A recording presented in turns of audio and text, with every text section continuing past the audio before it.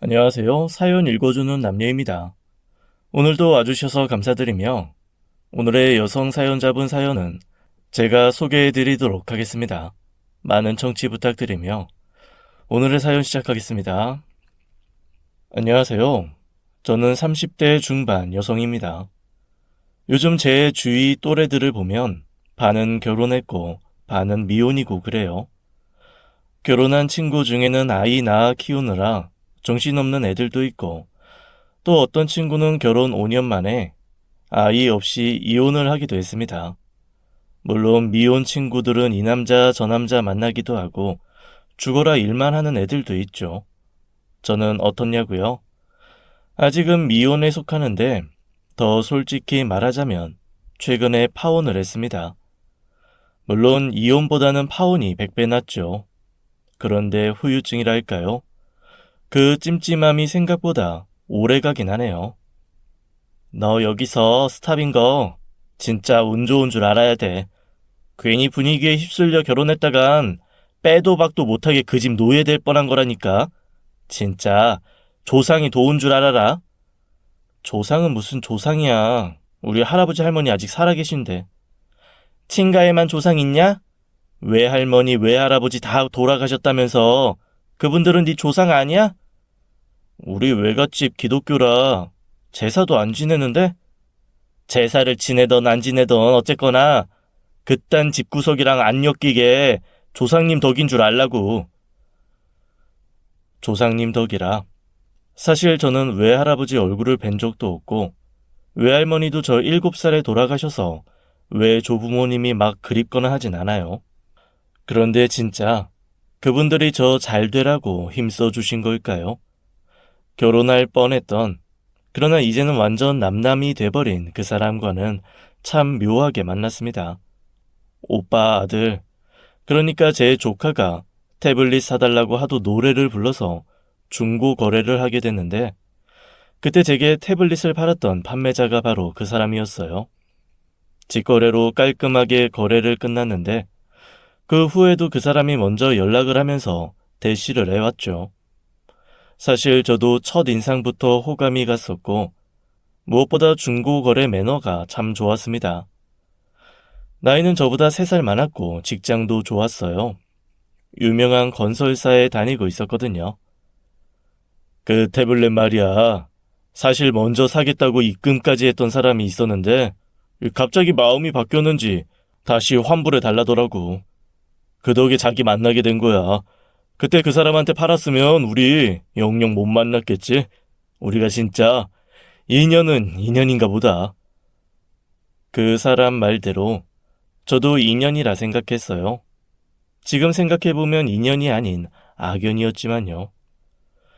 20대에 연애할 때와는 다르게 30대에 연애를 시작하니 결혼 생각을 안 할 수가 없었습니다. 보통의 자취하는 남자들과는 다르게 번듯한 아파트에 혼자 살고 자동차도 꽤 괜찮은 걸 갖고 있었어요. 또 재테크에도 관심이 많아서 한 번은 주식으로 연봉보다 더 많이 벌었던 적도 있다더군요. 그러다 보니 저도 사람인지라 어쩔 수 없이 그 사람에게 점점 빠지게 되었어요. 그러던 어느 날 마침 추석 연휴였고 고향에 다녀온 그 사람이 불현듯 집 앞으로 찾아왔는데요. 차에서 과일 박스를 여러 개 꺼내주더라고요. 이거 이 집에 갖다 드려. 뭐하러 이런 거 사와. 과일값 비싼데. 돈 주고 산 거 아니니까 갖다 드려. 먹고 더 필요하면 또 줄게. 그리고 나 지금 대학 동기들 만나러 가는데 자기도 같이 가자. 그 사람 차를 타고 약속 장소로 향하며 생각했어요. 죄다 비싼 과일들이던데 돈 주고 산 게 아니면 대체 어디서 난 걸까? 그 궁금증은 그 사람 친구를 만나 해결이 되었죠. 이 시골집엔 갔다 온 거야? 제대로 효도하고 왔냐? 따로 효도할 게 뭐 있냐? 아픈 데 없이 무탈하게 잘 살면 되는 거지. 하긴 네가 무슨 걱정 있겠냐? 죽어라 돈 벌 걱정도 없고 그저 몸뚱이 하나 건사 잘하면 되지. 너는 대학 다닐 때도 알바 한 번 안 했잖아. 꼬박꼬박 시골에서 돈 붙여줘서. 야, 난 네가 세상에서 제일 부러워. 부럽긴 뭐가 부러워. 너야말로 니네 아버지 사업 물려받으면 되는데 뭐가 걱정이야.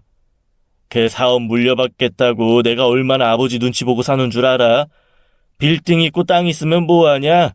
하나부터 열까지 다 간섭인데. 우리 아버지는 철학이 고생은 사서라도 해야 된다거든. 알잖아. 나 대학 때 등록금 내가 벌어서 냈어. 좌우간 부모님이랑은 멀리 떨어져 사는 게 최고라니까. 뭐니 뭐니 해도 너 같은 시골 분홍집 자식이 최고야. 분홍집 자식, 그랬습니다. 그 사람이 바로 분홍집 외아들이었는데요. 고등학교 때부터 서울로 유학 와서 내내 집에서 학비 받고 생활비 받아 살았답니다.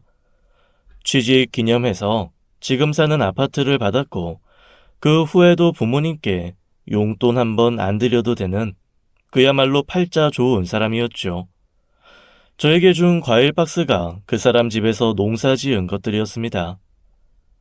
부모님이 결혼 재촉 안 하셔? 야, 결혼하고 애까지 낳아야 그 많은 땅 다 물려받지. 결혼이 땅 물려받으려고 하는 거냐? 나한테 딱 맞는 사람을 만나야 하는 거지. 자기한테 딱 맞는 사람과 결혼해야 한다면서 그 순간 제 손을 꽉 잡더라고요. 그때 알았습니다. 이 사람 나하고 결혼까지 생각하는구나.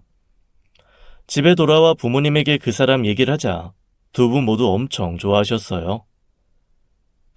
그 나이에 집 있고 직장 반듯한 것만으로도 감지덕진데 시댁까지 잘 살면 금상첨화지. 그 사람이 준 과일들 보니까 대충 농사 짓는 집은 아닌 것 같다. 다들 최상급이야.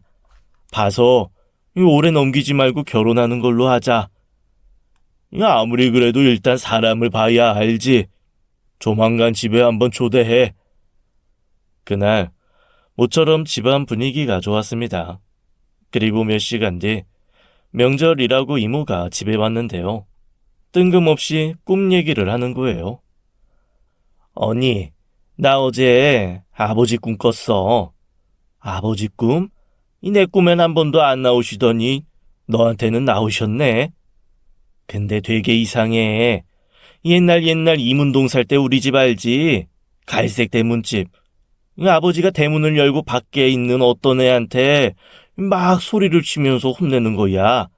공짜라고 아무거나 주워 먹지 말라고. 그래? 왜 남의 집 애를 혼내셨대? 워낙 버럭 화를 내시길래 대체 누구한테 그러나 싶어 옥상 올라가서 살짝 봤거든. 누구였는데? 언니 딸. 애 학교 들어갔을 때 맨날 그 초록색 원피스 입고 다녔잖아. 딱 그 옷을 입고 있더라고. 깜짝 놀랐습니다. 얼굴 한 번 뵌 적 없는 외할아버지가 저를 혼냈다니요. 저를요? 제가 대체 무슨 잘못을 했나? 너 솔직히 말해봐. 뭐 나쁜 짓 한 거 없어? 나쁜 짓이라. 천사처럼 살진 않았지만 그렇다고 딱히 나쁜 짓을 하진 않았고 혹시라도 나쁜 마음을 품었던 적이 있나 곰곰이 생각해 봤는데요. 그때 갑자기 엄마가 화를 내시더라고요. 야, 그딴 소리 그만해. 그냥 개꿈이야, 개꿈. 아버지 꿈인데 무슨 개꿈이야. 얘, 곧 결혼할지도 모르는데 아버지가 얘를 왜 혼내? 칭찬을 하면 모를까? 아니, 그냥 꿈이 그랬다는 거지 뭐. 근데 너 진짜 결혼해? 응, 우리 딸 아주 부잣집 남자랑 결혼할 거야. 잘 됐다. 꿈은 반대라니까 어쩌면 아버지가 기분 좋아서 그런 걸 수도 있겠다. 우리 아버지 원래 좋은 일 생기면 괜히 큰 소리 치고 짜증내고 그랬잖아. 그치 언니? 그렇게 이모의 꿈 얘기는 마무리됐지만 기분이 영 찜찜했어요. 엄마도 뭔가 불편했는지 이모가 가고 잠자리에 들기 전까지 말없이 부엌 일만 하셨습니다. 앞서도 얘기했지만 저는 외할아버지를 사진으로만 봤어요. 굉장히 키가 크시고 눈이 부리부리한 분이신데 그런 분이 실제로 저에게 큰 소리로 화를 내셨다면 정말 무서울 것 같더라고요. 조금 웃긴 거는 나중에 들은 얘기로는 이모가 할아버지 꿈을 꾸고 로또를 샀대요. 왜 조상님이 꿈에 나타나면 대박 맞는다잖아요. 그리고 실제로 맞긴 맞았다네요. 꼴랑 5,000원이요. 때문에 그때 할아버지 꿈의 의미는 그렇게 소멸돼 버렸습니다.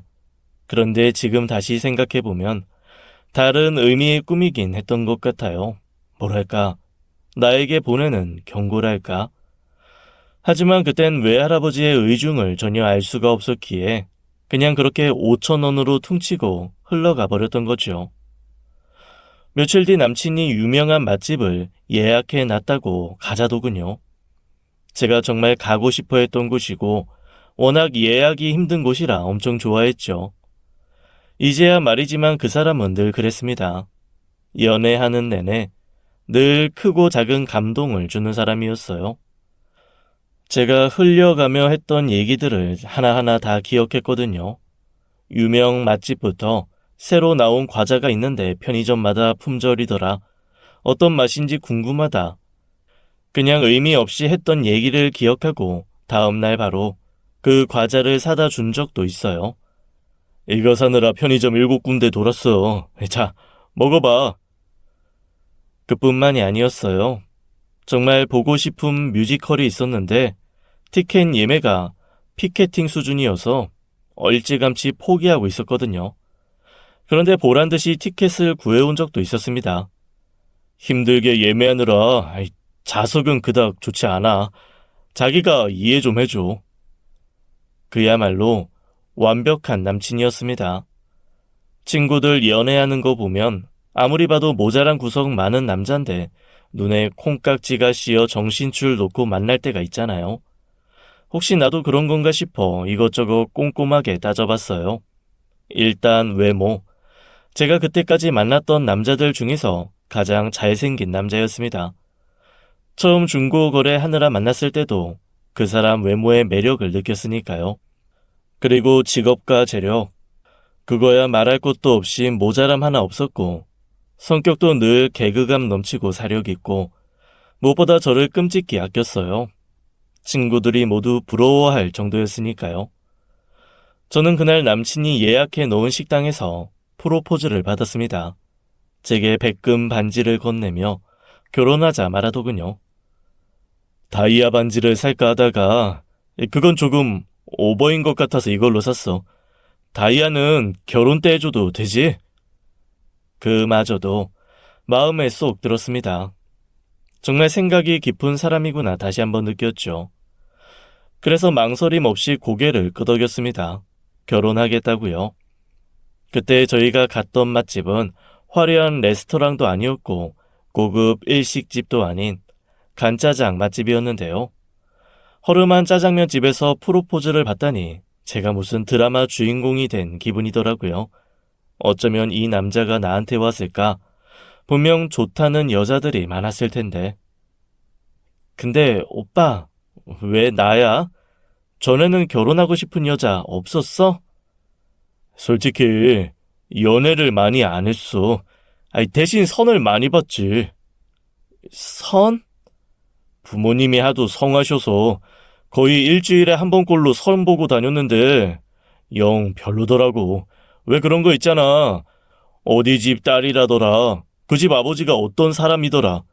처음엔 보라는 대로 다 보고 다녔는데 어느 순간 진절머리가 나더라고. 그래서 결혼 상대는 내가 알아서 찾겠다고 당당히 선포했지. 그래서 찾은 게 나야? 이미 엄마 아버지한테 다 얘기했어. 그래서 말인데 주말에 우리 집에 가자. 정식으로 인사드려야지. 집에 인사드리러 가자는 말에 내가 드디어 결혼을 하는구나 하는 실감이 났습니다. 그런데 생각지도 못한 사건이 발생했어요. 그 사람 집에 인사드리러 가기 전날 퇴근길에 백화점에 들러 선물이라도 사야겠다 생각했는데 생각보다 퇴근이 늦어진 거예요. 어쨌거나 백화점 문 닫기 전에 가야겠다 싶어 마음이 초조했고 그러다 보니 걸음이 빨라졌는데 마침 지나가던 배달 오토바이가 저를 치워버린 거예요. 다행히 많이 다치진 않았는데 생전 처음 당하는 사고라 너무 놀라서 정신줄 놓고 눈을 떠보니 병원, 응급실 침대였습니다. 참 웃기죠. 이럴 땐 엄마한테 먼저 연락을 했어야 하는데 저도 모르게 남친에게 먼저 전화를 걸었습니다. 후다닥 달려온 남친은 어쩔 줄 몰라 했고 의사도 다행히 크게 다친 곳은 없다고 했어요. 그러게, 선물은 왜 사러 가? 그냥 몸만 가면 되지. 물어보니까 퇴원해도 된다고 하는데 일단은 링겔 다 맞고 가자. 그 사이 한숨 더 자. 남친 얼굴을 보니 마음이 편해졌고 저도 모르게 또 잠에 들었습니다. 얼마나 잤을까 눈을 떴는데 병원 응급실에 있는 사람들이 저를 뚫어지게 보고 있는 거예요. 다른 침대에 누워있는 환자와 보호자, 그리고 의사, 간호사들까지 저를 보며 놀란 표정을 짓고 있었습니다. 다들 왜 그러지? 뭔가 문제가 있는 게 분명했어요. 일단은 이 상황을 피하고 싶어서 침대에서 내려왔습니다. 그런데 사람들이 제 주위를 피하더군요. 마치 제가 좀비라도 된 것처럼요. 그때 남친이 무언가를 들고 제게 다가오더라고요. 그러면서 사람들을 향해 말하길, 너무 놀라지 마세요. 괜찮습니다. 제가 안전하게 데리고 나갈 테니 다들 걱정 마세요. 가슴이 쿵쾅쿵쾅 뛰었습니다. 다들 왜 이러는 걸까? 순간 남친이 다가와 제 목에 밧줄을 칭칭 감더라고요. 늘 해왔던 일인 듯 아주 능숙하게요. 그리고는 저를 끌고 밖으로 나가려는데 갑자기 멈춰 서더니 가방에서 무언가를 꺼내는 거예요. 아이, 까먹을 뻔했네. 이거 하고 가야 되는데. 가방에서 꺼낸 것은 동그란 모양의 골이었습니다. 그러더니 갑자기 그걸 제 얼굴에 들이대더라고요. 오빠, 왜 이래? 나한테 왜 이러는 거야? 괜찮아, 아픈 거 아니야. 가만히 있어봐. 금방 끝날 테니까. 저는 발버둥을 치며 도망가려 했지만 몸이 움직이지 않았습니다. 남친은 계속해서 그 커다란 고리를 잡고 제 코에 쑤셔 넣기 시작했죠. 너무너무 아파서 소리를 지르고 발버둥을 치다 우연히 병원 유리문에 비친 제 모습을 봤는데요. 세상에나, 제가 소가 되어 있더라고요. 젖소도 아닌 누런 황소요. 깜짝 놀라서 소리를 질렀습니다. 하지만 목소리는 나오지 않았고 그 상황 자체가 너무 무서워 눈물만 펑펑 흘렸습니다. 왜 그래? 많이 아파? 아파서 우는 거야? 다시 정신을 차리고 눈을 떴을 땐 남친이 저를 내려다보고 있더군요. 그랬습니다. 잠깐 잠이 든 사이에 소가 되는 꿈을 꾼 거죠. 꿈이긴 했지만 어찌나 생생하던지 진짜 소가 된 줄 알았거든요. 계속 울면서 몸부림치길래 내가 억지로 깨운 거야. 아니, 무슨 나쁜 꿈이라도 꾼 거야? 몸에 힘이 없어 꿈 얘기도 하고 싶지 않았습니다. 그저 집에 가고 싶다는 생각만 들었어요. 오빠, 나 집에 가고 싶어. 그래, 뭐 링거도 다 맞았으니 집에 가자. 천천히 일어나봐. 그 후 전 2주간 통원 치료를 받았습니다. 사고가 있던 날 남친이 부모님께 전화드려 사정 얘기를 해서 인사드리러 가지 못한다 알려드렸고 그렇게 치료 끝난 후 찾아뵙겠다 말씀을 드렸어요. 한 달 후쯤 다시 원래대로 컨디션을 회복하고 이번엔 진짜 남친 부모님께 찾아뵈려 했습니다. 물론 제 잘못은 아니지만 그래도 한번 약속을 어긴 셈이 됐으니 제대로 각 잡고 인사드려야겠다 마음먹었죠. 그런데 정말 이상하죠. 이번엔 남친이 병원 신세를 지게 되었습니다. 금요일 밤 남친 집에서 자고 토요일 아침 일찍 출발하기로 계약을 짰는데요. 전날 함께 먹었던 음식이 문제가 됐습니다. 저는 애당초 굴을 못 먹고 남친은 굴이라면 사족을 못 쓰는 사람이라 어쩌다 들린 식당에서 나온 굴을 그 사람 혼자 다 먹었는데 그게 제대로 탈이 나버린 거죠. 새벽부터 자다 깨 연신 토하고 설사하고 배 아파 죽을 것 같다면서 난리도 아니었어요.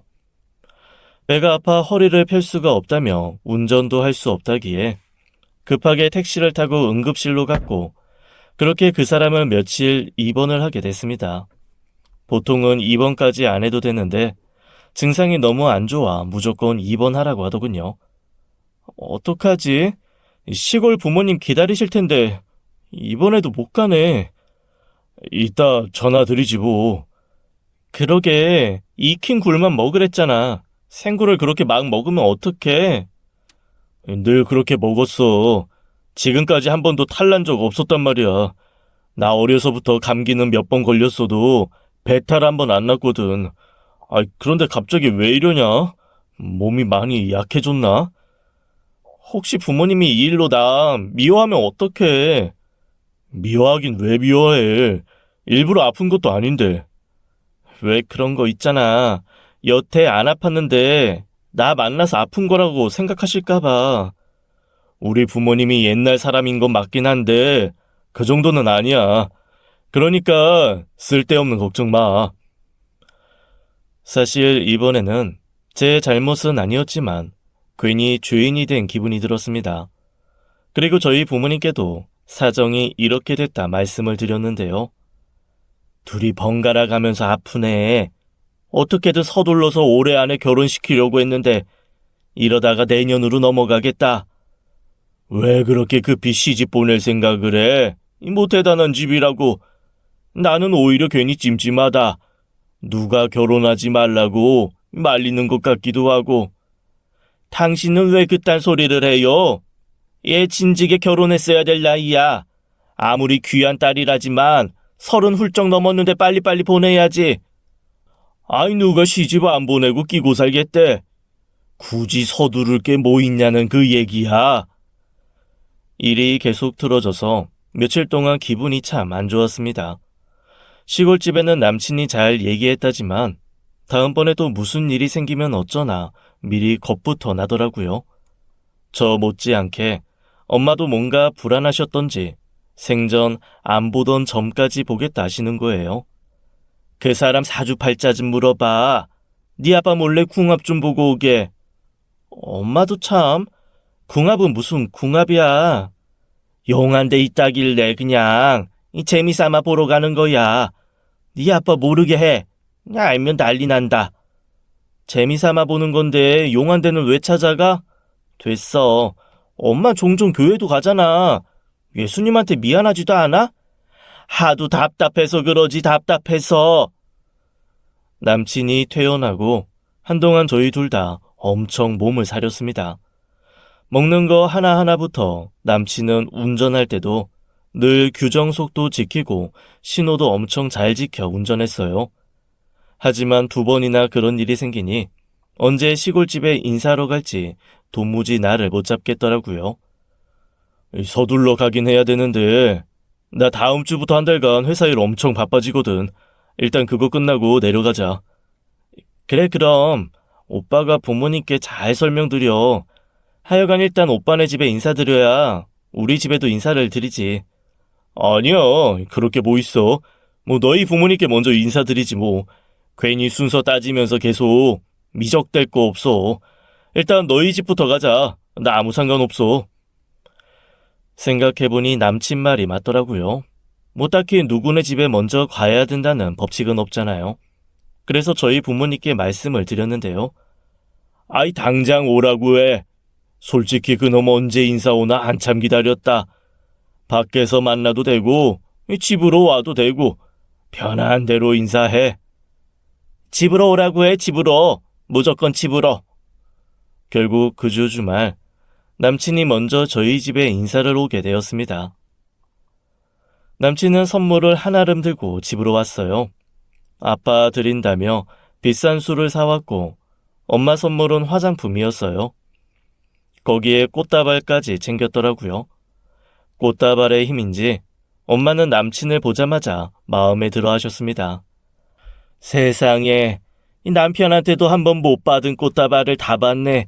너무 고마워요. 앞으로 종종 꽃 선물 해드리겠습니다, 어머님. 또 남친이 인사 온다고 하니 오빠네 부부까지 합세했는데요. 이분이 태블릿 파신 분이라고요? 우리 아들 요즘에도 하루 종일 그거 붙들고 사는데 덕분에 감사해요. 감사는요 무슨. 잘 쓰고 있다니 제가 더 감사하죠. 엄마도 오빠도 올케 언니도 모두 마음에 들어하는 눈치였습니다. 하지만 아빠는 시종일관 매의 눈으로 남친을 살피셨죠. 그렇다고 기분이 나쁘진 않았어요. 사실 모든 아빠들이 딸의 남친을 볼 때 그러긴 하잖아요. 부모님이 농사를 지으신다고? 네, 양파랑 마늘이랑 감자도 키우시고요. 과수원도 운영하세요. 아니, 농사일 그게 보통 일이 아닌데 힘드시겠네. 되도록 사람 쓰고 그만 손 놓으시라고 말씀드려도 굳이 직접 하시겠다네요. 그나마 아버지는 몇 년 전부터 무릎이 안 좋으셔서 쉬시긴 하는데 어머니는 아직도 밭에 직접 나가세요. 아예 아무리 힘들어도 하던 일 쉽게 못 놓으시지. 남친이 워낙 서글서글한 성격이라 엄마가 차려주신 밥도 남김없이 다 먹고 오빠랑은 분위기 좋게 술도 마셨습니다. 그 모습을 보니 참 좋았어요. 저 사람이 진짜 내 사람이구나. 내 남은 인생을 함께 할 사람이구나 생각하니 가슴이 벅차올랐습니다. 남친이 가고 난 뒤 엄마는 입에 침이 마르도록 칭찬을 하더라고요. 생각했던 것보다 훨씬 괜찮다. 농사꾼 집안 아들이라지만 그래도 곱게 자란 티가 나네. 회사도 괜찮고 술 매너도 좋고 나쁘지 않은 것 같아. 인물도 좋던데요? 배도 안 나오고 몸 관리도 잘한 것 같고 아버님 보시기엔 어떠셨어요? 사윗감으로 마음에 드세요? 그때 아버지가 묘한 얘기를 하시더라고요. 겉모습은 번듯하지만 그냥 느낌이 안 좋아. 뭔가 음침해 보여. 음침하기 뭐가 음침해. 당신 딸내미 뺏기는 것 같으니까 괜히 그러는 거지. 괜히 그러는 게 아니야. 쓸데없이 자신감 넘쳐 보이는 게 왠지 영 불안해. 하여간 당신 이유 없이 사람 의심하는 버릇 좀 고쳐요. 그때까지만 해도 아빠가 괜히 그러시는 거라 생각했어요. 하나밖에 없는 딸 시집 간더니 섭섭해서 그러시는 줄 알았죠. 그렇다고 정식으로 결혼을 반대하진 않으셨기에 저희는 다음 단계를 진행했습니다. 시골집에 전화했는데 일단 상견례부터 하시자는데? 상견례를? 나 아직 인사도 못 드렸는데? 상견례 날 보면 되지. 내가 대충 얘기 드렸는데 다 마음에 드신대. 우리 부모님 그렇게 까탈스러운 분들 아니거든. 그러니까 일단 상견례부터 하자. 싫다. 그런 법이 어딨냐. 절대 안 된다. 할 수 없더라고요. 남친이 무조건 괜찮다고 하니 저는 그냥 괜찮은가 보다 했죠. 또 남친 부모님은 저희가 내려가려 할 때마다 계속 일이 터진 게 찜찜하다면서 아예 당신들이 올라오는 게 낫겠다 하셨고 서울 올라간 김에 아예 상견례까지 하는 게 어떻겠냐고 하셨답니다. 그 제안을 저희 집에서도 거절할 이유는 없었죠. 그렇게 상견례 날을 잡고 드디어 남친의 부모님, 그러니까 예비 시부모님을 만나 뵙게 되었는데요. 평생 시골에서 농사 지으신 분들이라길래 저도 어쩔 수 없는 선입견을 갖고 있었어요. 햇빛에 그을릴 대로 그을린 구릿빛 피부에 사투리 팍팍 쓰고 엄청 촌스러울 거라 생각했죠. 그런데 그야말로 쓸데없는 선입견이었습니다. 두 분 모두 너무 점잖고 좋은 분들이셨어요. 제가 먼저 꾸벅 인사를 드리니 언제 보나 했는데 이제야 만나네. 얼마나 보고 싶었는지 몰라요. 정말 반가워요. 어머니는 제 손을 꼭 잡고 계속해서 쓰다듬으셨어요. 아버님 역시 마찬가지였어요. 사진으로 볼 때보다 훨씬 인상이 좋네. 이렇게 만나게 돼서 정말 고마워요. 만나게 돼서 반갑다도 아니고 고맙다니 그 말이 어찌나 감사하게 들리던지 너무나 행복했습니다. 농사만 지으신 분들 치고는 엄청 고우셨고요. 특히 어머니는 손이 좀 거칠긴 했지만 강남 부잣집 할머니나 해도 손색이 없을 정도로 고우셨습니다. 두 분은 저희 부모님과도 분위기 좋게 대화를 이어가셨어요. 농사 지어 아들 공부시킨 분들 치고는 아들에 대한 유세도 거의 안 하시고 말투에도 기품이 있었으며 저희 부모님 앞에서 시종일관 겸손한 모습을 보이셨죠. 나는 정말 운이 좋은 애구나 싶었습니다. 결혼 전 상견례부터 기싸움 장난 아닌 집도 많다던데 아무런 트러블 없이 그 누구도 마음 상하는 일 없이 무사히 상견례를 마치게 됐습니다.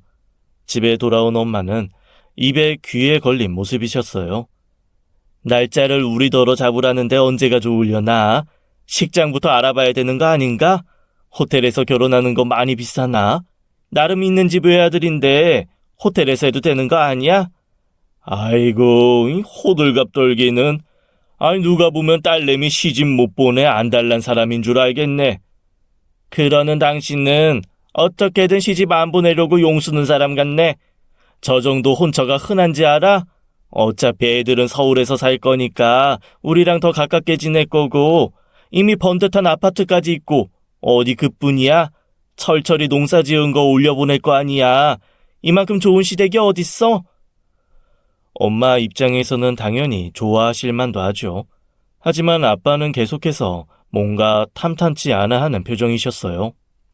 얼마 후 드디어 결혼 날짜가 잡혔습니다. 친구들에게도 결혼 소식을 알렸고 축하 전화도 많이 받았어요. 또 남친 친구들 모임에도 나가 일일이 인사도 했습니다. 마지막으로 회사에 알렸는데 본격적인 결혼 준비로 바빠지기 전에 간단하게 지방 출장을 다녀오라더군요. 어차피 결혼하면 한동안 휴가를 써야 했기에 살짝 눈치가 보여서 흔쾌히 다녀오겠다고 했어요. 오빠, 나 이번 목요일에 1박 2일 지방 출장 가야 돼. 지방 어디? 마침 오빠네 집 근처라서 출장 간 김에 어머님 아버님 뵙고 올 생각인데 괜찮을까? 당연히 괜찮지. 안 그래도 엄마가 좀 아프시다길래 나도 한번 내려가려고 했거든. 말 나온 김에 같이 가자.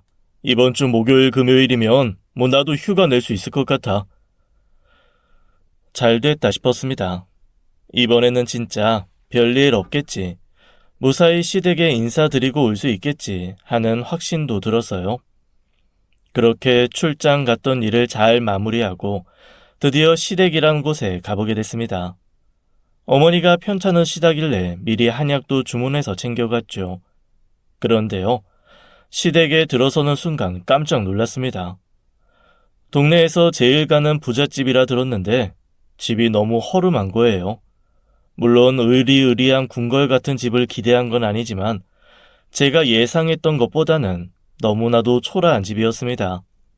적잖은 실망은 했지만 한편으로는 굉장히 검소하신 분들이시구나 생각했어요. 어머니, 편찮으시다면서요. 많이 불편하세요?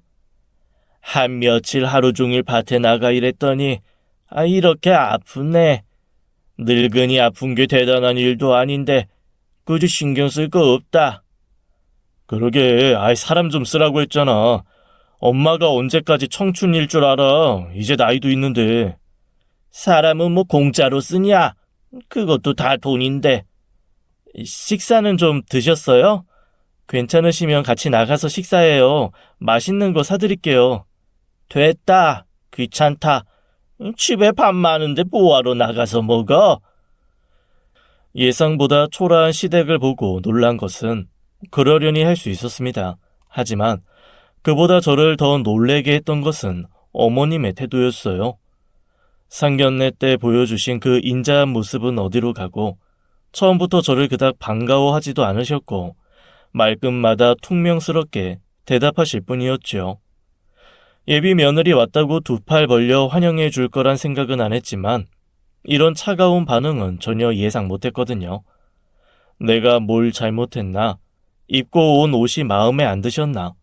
뭐가 문제인지 곰곰이 생각하고 있었는데 그때 어머니가 자리에서 일어나 안방으로 들어가시더군요. 그리고는 잠시 후 나오셔서 제 앞에 뭔가를 툭 던지시는 거예요. 그거 빨리 갈아입고 나가. 해 지기 전에 해치워야지. 어머니가 제게 던져주신 것은 다름 아닌 몸빼 바지였어요. 전 이게 대체 무슨 상황인지 몰라 멍하니 앉아만 있었는데요. 뭘 멍하니 봐. 어서 일 시작해야지. 할 일이 산더미다, 산더미. 할 일이라니요? 어떤 일이요, 어머님? 어떤 일은 반일이지. 내가 새벽부터 나가 하다가 아니 하도 어지러워서 손 놓고 그냥 왔다. 저거 제때 안 심으면 한 해 농사 다 망치는 거야. 내려온 김에 다 해놓고 올라가라. 그러면서 제가 해야 할 일을 열거하시는데 대충 들어도 몸이 10개라도 모자란 일들이었어요.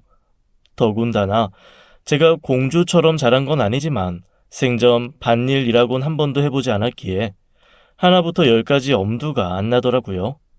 어머님, 저 내일 오후에는 회사에 들어가서 일 마무리해야 되거든요. 근데 저 일을 어떻게 다 해요? 서둘러 해도 몇 날 며칠 걸릴 것 같은데. 회사에 전화해. 내일 못 간다고. 솔직히 회사 일이야 전화로 보고해도 되는 거 아니냐. 농사 일은 달라. 떼놓치면 안 돼. 이 몽둥이에 골병이 들더라도 그때그때 모종 심고 속가내고 다 해야 되는 거다. 솔직히 말씀드리면 지금까지 한 번도 해본 적이 없어서. 누구는 태어날 때부터 밭일 하냐? 다 하면서 배우는 거지. 어차피 앞으로는 때 되면 내려와서 네가 해야 될 일인데 이참에 제대로 배우고 가. 눈앞이 캄캄해졌습니다. 이 상황을 어떻게 받아들여야 하나 손이 바들바들 떨리더라고요. 순간 저는 본능적으로 남친을 쳐다봤습니다. 내가 밭일 못할 거 남친은 알고 있을 테니 알아서 상황을 해결해 주겠지 싶었죠. 그런데 엄마도 참, 얘가 밭일을 어떻게 해. 그동안 흙도 안 밟고 살았을 텐데. 그러니까 이참에 배우라는 거야. 이게 뭐 머리 쓰는 일도 아니고 몇 번 하다 보면 금방 익숙해져. 농사 짓는 집에 시집 오는데 당연히 배워야 되는 거 아니냐. 내 말은 그게 아니라 엄마 말대로 며느리가 물려받을 일인 건 맞는데 우리 아직 식도 안 올렸어. 이제 막 결혼 날짜 잡은 게 전부인데 벌써부터 이렇게 나오시면 너무 버겁다 이거지. 영화 같은 데 보면 나오는 장면 있잖아요.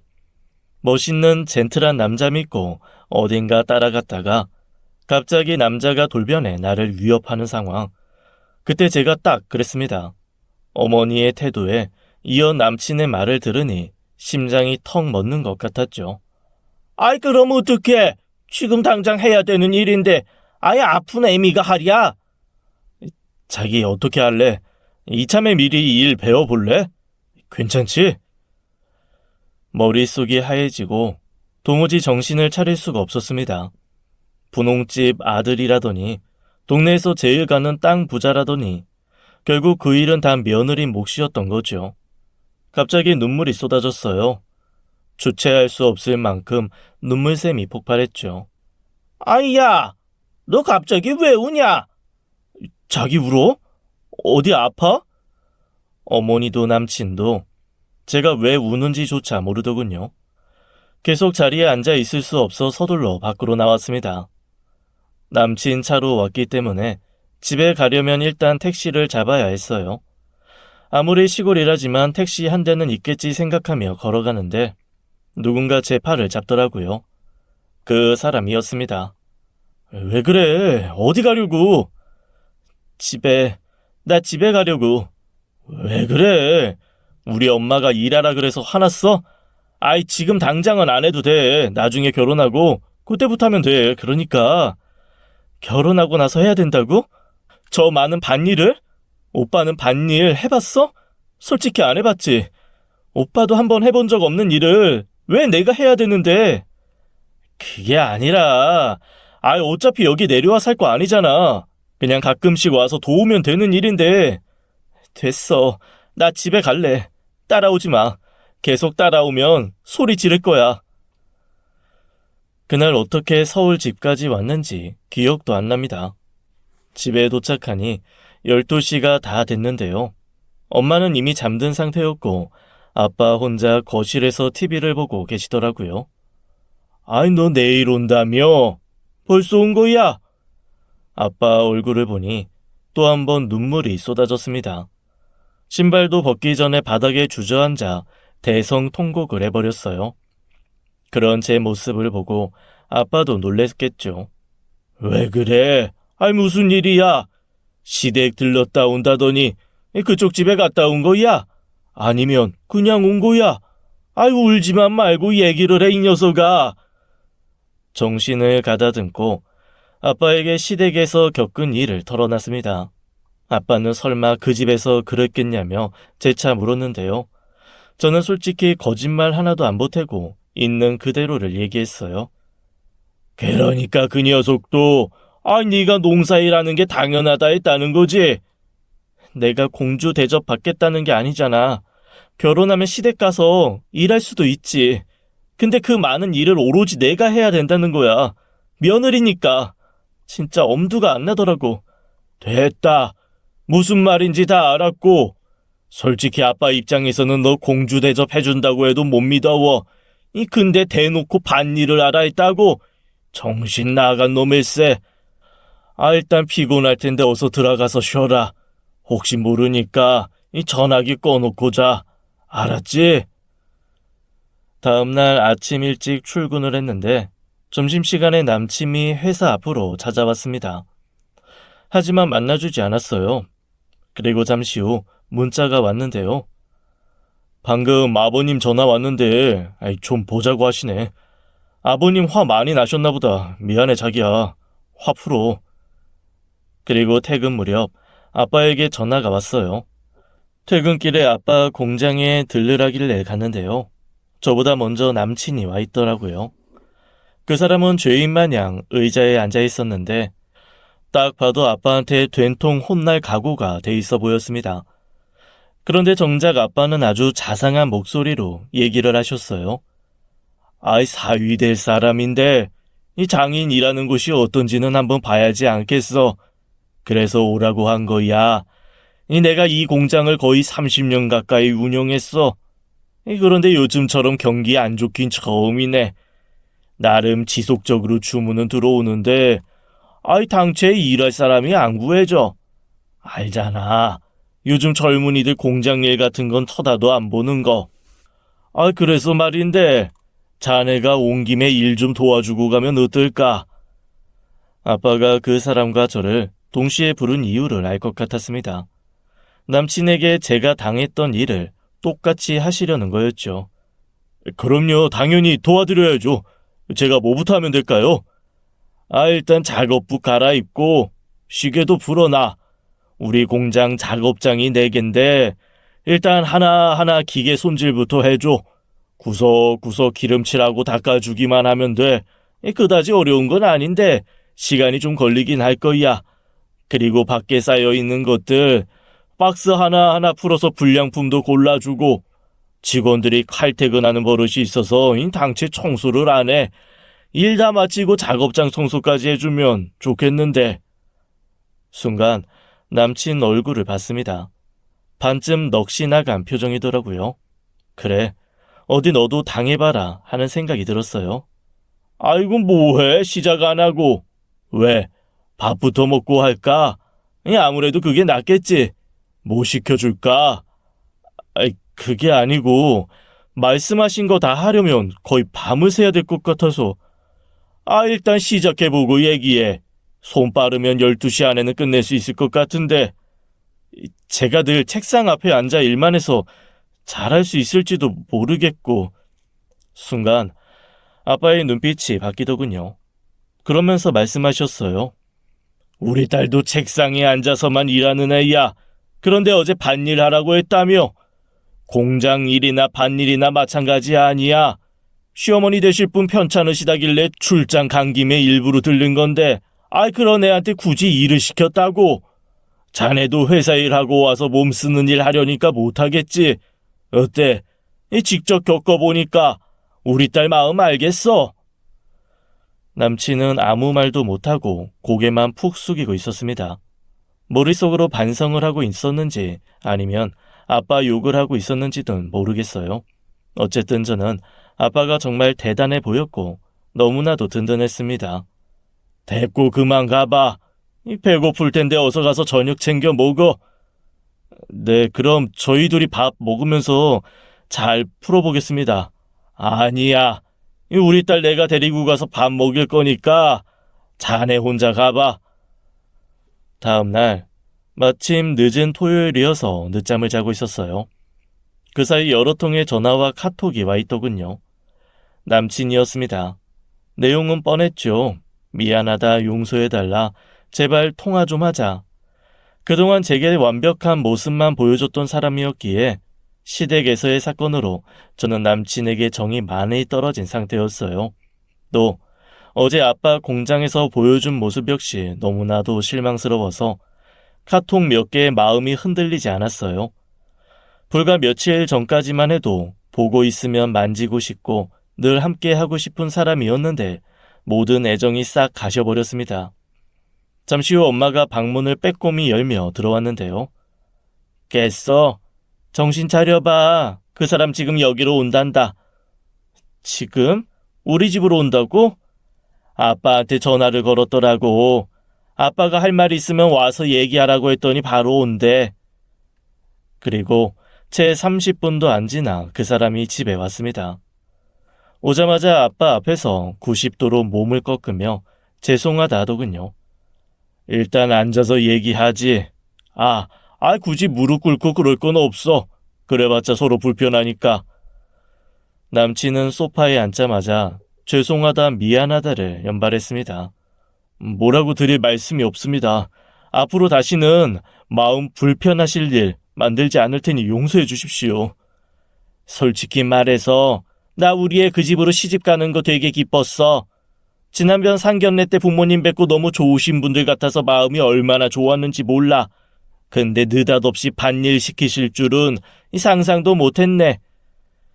저희 어머니가 평생 농사만 짓고 사신 분이라 뭘 모르고 실수하신 거예요. 아시겠지만 일평생 저만 보고 사신 분이거든요. 저 고등학교 때부터 서울 보내놓고 오로지 저 잘되기만을 바라셨고 사셨고 대학 졸업하고 취직하자마자 그때부터 며느리 볼 날만 기대하고 사셨는데 알지. 그런데 아들 귀하면 며느리 귀한 줄도 아셔야지. 엄청 귀하게 생각하세요. 단지 그날 몸이 좀 안 좋으셔서. 나름 변명도 하고 사과도 하고 있지만 그 사람에 대한 제 마음은 이미 식은 상태였어요. 엄마는 당신도 며느리 봐서 잘 안다며 일장 연설을 늘어놓는데 그 사이 아빠 표정은 엄청 굳어 있었어요. 바로 그때 저는 아빠와 눈이 마주쳤는데요. 말하지 않아도 아빠의 마음을 알 수 있었습니다. 이 결혼은 아니다. 자네 얘기 잘 들었고 일단 가봐. 혹시 식전이면 밥이라도 먹고 가든가. 아닙니다. 밥 안 주셔도 됩니다. 어머님, 아버님, 부디 꼭 마음 푸셨으면 좋겠습니다. 그럼 조만간 다시 찾아뵐게요. 안녕히 계세요. 그 사람은 부모님께 인사를 드리고 곧바로 저를 쳐다보더군요. 하지만 전 눈을 마주치지 않았어요. 별로 보고 싶지 않았거든요. 주말 내내 남친으로부터 전화가 걸려왔지만 받지 않았습니다. 카톡에 답장도 안 했고요. 일부러 속 좀 타봐라 한 건 아니고 그저 상대하고 싶지 않더라고요. 월요일에 회사에서 퇴근하려는데 예상대로 회사 앞에 그 사람이 와 있더군요. 어찌 됐든 한 번은 둘이서 얘기를 해야 했기에 근처 커피숍으로 갔습니다. 그동안 마음고생이 심했는지 얼굴이 해쓱해져 있더라고요. 사실 나도 엄마가 그렇게 나올 줄은 몰랐어. 미리 알았으면 내가 먼저 그런 말 못하게 했을 텐데 미안해. 어차피 결혼하면 1년에 몇 번 안 볼 거니까 마음 풀어. 오빠는 내가 어머님 때문에 화난 거라고 생각해? 아니야? 그게 아니면 왜 화난 건데? 난 어머님보다 오빠한테 실망했어. 그걸 몰랐단 말이야? 그때 분명히 봤습니다. 자기는 죄가 없다. 내가 뭘 잘못했냐 하는 표정을요. 오빠는 당연히 내가 밭일 해야 한다고 생각하지? 매일 하는 게 아니잖아. 바쁜 일은 1년에 몇 번 안 돼. 그러니까 그 몇 번 안 되는 일이 내 일이라고 생각하는 거잖아. 아니야? 남의 집 일도 아니고 우리 집 일이니까 할 수 있다 생각했지. 너한테는 시댁이잖아. 나한테는 시댁이지만 오빠한테는 부모님 집이잖아. 오빠도 안 하는 일을 왜 내가 해야 되는데? 그 후 남친은 말이 없었습니다. 할 말이 없어서인지 아니면 저를 이해 못하는 건지 알 수 없었지만 더 이상 마주 앉아 있기가 싫더라고요. 다행이다. 본격적으로 결혼 준비 시작 전에 이렇게 돼서. 무슨 뜻이야? 결혼 다시 생각해보자는 뜻이야? 아니, 다시 생각할 거 없이 안 하겠다는 뜻이야. 나 먼저 갈게. 그날 커피숍에서 만난 이후 남친은 더 이상 제게 연락하지 않았습니다. 그래서 저의 단호한 결심을 그 사람도 수긍한 거라 생각했죠. 미련은 크게 남지 않았지만 그동안 함께했던 시간들과 순간순간 쏟아부었던 나의 감정들이 서러워 침대에 누워 혼자 눈물을 흘리기도 했어요. 그리고 주변 사람들에게 결혼 틀어졌다는 얘기를 어떻게 해야 되나 고민도 됐고요. 아빠도 엄마도 제 마음 달래주느라 노력을 많이 하셨습니다. 저 역시 혼자 방구석에 처박혀 있는 모습 보여드리기 싫어 되도록 거실에 나와 두 분과 함께 TV를 보며 시간을 보냈어요. 한 보름쯤 지났을까요? 늦은 저녁 TV를 보는데 모르는 번호로 아빠에게 전화가 걸려왔습니다. 여보세요. 아이, 네, 그렇습니다. 실례지만 어디십니까? 네. 아빠는 전화기를 들고 방에 들어가 한참 통화를 하셨고 잠시 후 나와서 말씀하시길. 네 시어머니 될 뻔했던 양반이 전화했다. 저쪽은 아직 정리가 덜 됐나 본데 좀 만나자는데. 저쪽은 아직 정리가 덜 됐나 보네. 좀 만나자는데 내일 서울 올라오시겠대. 피하고 싶었지만 피할 수 없는 상황이었어요. 나이 든 양반이 직접 서울까지 오겠다는데 아빠도 거기다 대고 오지 마시라 할 수 없었던 거죠. 다음 날 부모님이 그분을 만나러 가는 자리에 저도 따라 나섰습니다. 분명 그 사람도 나올 게 뻔했으니까요. 그런데 예상 외로 혼자 나오셨더라고요. 지금 우리 아들 다 죽어갑니다. 지 엄마 때문에 결혼 틀어졌다고 저랑 말도 안 해요. 그래서 제가 직접 해결해야겠다 싶어 이렇게 올라왔습니다. 저희도 마음이 편치 않습니다. 하지만 청첩장 돌리기 전에 서둘러 정리하는 게 맞잖아요. 청첩장은 안 돌렸지만 저희 입장에서는 진즉에 아들 장가간다고 여기저기 소문 내놔서 청첩장 돌린 거나 마찬가지입니다. 솔직히 우리 애가 죽을 죄를 짓기도 한 건 아니잖아요. 그런데 별것도 아닌 일에 없던 일로 하자니 제 입장에선 도무지 이해가 안 되거든요. 별것도 아닌 일이라 만나자마자 넙죽 사과하길 바랬던 건 아니지만 아무것도 변하지는 않았구나 싶었어요. 내가 솔직히 너한테도 섭섭하구나. 시어머니 될 사람이 아파서 골골대는 거 보면서도 어떻게 그럴 수가 있냐. 말로는 병문안 왔다면서 그저 대접만 받으려고 했던 거야. 그럴 리가요. 저는 나름대로 제 의사를 전달하고 싶었습니다. 하지만 아빠가 먼저 나서더군요. 저 우리 애 그렇게 안 키웠습니다. 제 딸 나름 어른들 섬길 줄 아는 애입니다. 하지만 밭일은 못 가르쳤습니다. 아니, 안 가르쳤어요. 굳이 가르칠 필요 없는 일이니까요. 밭일 할 줄 모른다고 흉본 적 없습니다.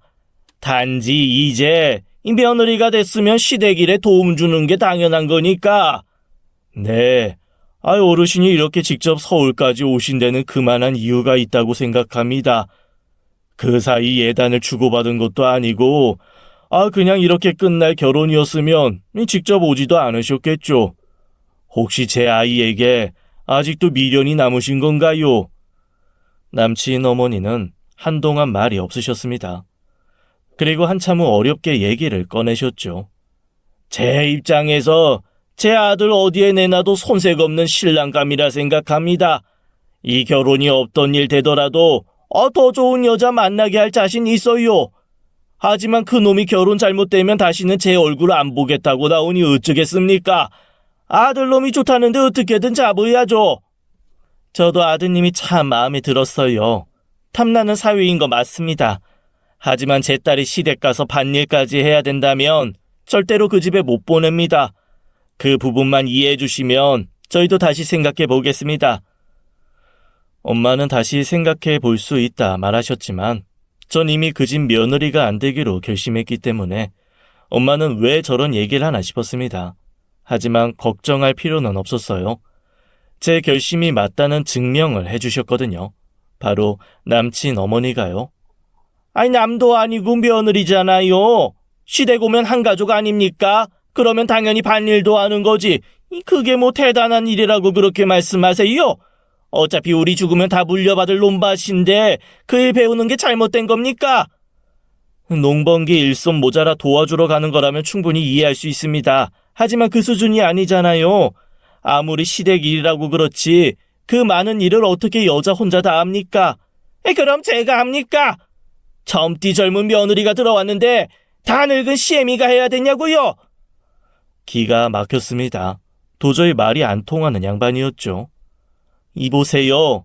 저도 이미 며느리 본 사람이에요. 하지만 우리 집에 놀러온 며느리 설거지조차 안 시킵니다. 지금 때가 어느 때인데 며느리 일 시킬 생각을 하고 계세요. 이제 그런 세상 아닙니다. 엄마는 화가 잔뜩 나서 쏘아붙이셨는데요. 옆에서 잠자코 듣고 있던 아빠가 그만하라며 말리더군요. 먼 길 오셨는데 죄송합니다만 우리의 그 집에 못 보냅니다. 계속 얘기해봤자 좋은 얘기 안 나올 것 같고 죄송하지만 저희 먼저 일어나겠습니다. 부디 살펴가십시오. 모든 게 완벽하게 정리되는 순간이었어요. 아빠 차를 타고 집으로 돌아오며 엄마는 화가 안 삭혔는지 계속해서 이런저런 말을 늘어놓으셨어요. 어느 누가 저런 집에 딸내미를 보냈니? 저 양반 며느리 보긴 글렀다 얘. 나 참 기가 막혀서. 귀가 따갑도록 엄마의 짜증을 들으면서도 참 이상하게도 저는 모처럼 마음이 편해졌어요. 그 사람 연락이 다시 온 건 며칠 뒤였습니다. 다시 한번 생각해 줄 수 없냐? 결혼하면 시댁엔 혼자 가겠다. 아니, 네가 원한다면 부모님과 연 끊을 수 있다. 무슨 정신인지 카톡에다 별의별 얘기를 다 하더라고요. 물론 전 답장하지 않았고요. 곧 차단까지 해버렸습니다. 카톡을 차단한 지 이틀 후였나? 회사 앞에서 저를 기다리고 있길래 보자마자 소리쳤어요. 한 번만 더 회사 앞으로 찾아오거나 집 앞에 나타나면 스토킹으로 신고할 거야? 그리고 뒤도 안 돌아보고 와버렸죠. 그날 퇴근하고 집에 왔더니 이모가 와 있더라고요. 현관문 열고 이모 얼굴을 본 순간 갑자기 전에 이모의 꿈 얘기가 떠올랐어요. 외할아버지가 저에게 아무거나 주워 먹지 말라고 화내셨다는 바로 그 꿈이요. 어쩌면 진짜 저를 향한 무서운 경고가 아니었을까 생각하니 소름이 쫙 끼치더라고요. 엄마한테 얘기 다 들었어. 일찌감치 정리하길 잘했다. 알량한 땅 좀 물려받겠다고 그딴 집에 시집 가봤자 직사게 고생만 할 게 뻔해. 누가 아니래? 어디 감히 남의 집 귀한 딸을 소처럼 부려먹으려고 해? 소? 맞다. 나 소 되는 꿈도 꿨었지. 오토바이에 부딪혀 병원 침대에서 꿨던 꿈도 생각났어요. 그때 남친이 제게 콧뚜레를 끼고 끌고 가려 했던 장면이 아직도 생생하게 떠올랐습니다. 그래, 애당초 나를 소처럼 부려먹을 생각이었던 거야. 또 한 번 소름이 끼쳤어요. 다시 말해 그 소꿈 역시 그냥 허투루 넘길 꿈이 아니었던 거죠. 이쯤 되니 진짜 조상님이 도운 게 맞다고 생각할 수 있겠죠. 나도 뭐 해드린 건 없는데 제 조상님들은 저를 유난히 아끼시나 봐요. 앞으로도 범상치 않은 꿈을 꾸면 조상님이 주시는 메시지라 생각하고 어떤 일이든 신중하려 합니다. 끝으로 이제와 생각해보니 그 사람과 연애하면서 참 많이 달콤했는데 뭐든지 순수하게 달콤한 것은 없다는 걸 다시 한번 깨닫게 됐네요. 긴 얘기 들어주셔서 감사합니다. 지금까지 사연 읽어주는 남녀였습니다. 끝까지 함께 해주신 여러분 감사드리며 저희는 다음 사연으로 돌아올게요. 감사합니다.